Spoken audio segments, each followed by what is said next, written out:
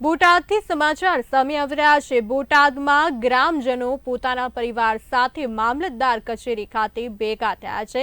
સૂત્રોચ્ચાર કરવામાં આવી રહ્યો છે। બોટાદથી સમાચાર સામે આવી રહ્યા છે। આપને જણાવી દઈએ કે બોટાદના ગઢડાના મેઘવડિયા ગામના ગ્રામજનો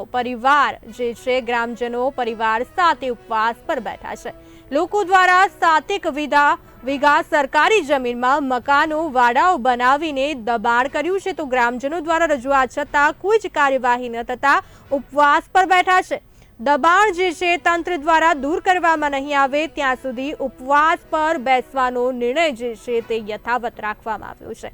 બોટાદથી સમાચાર સામે આવી રહ્યા છે। બોટાદમાં ગ્રામજનો પરિવાર સાથે મામલતદાર કચેરી સામે બેઠા ઉપવાસ પર સૂત્રોચ્ચાર કરવામાં આવી રહ્યા છે, નારા લગાવવામાં આવી રહ્યા છે। લોકો દ્વારા 7 વીઘા સરકારી જમીનમાં મકાન વાડાઓ બનાવીને દબાણ કર્યું છે, તો દબાણ જે છે તંત્ર દ્વારા દૂર કરવામાં નહીં આવે ત્યાં સુધી ઉપવાસ પર બેસવાનો ગ્રામજનોનો નિર્ણય છે।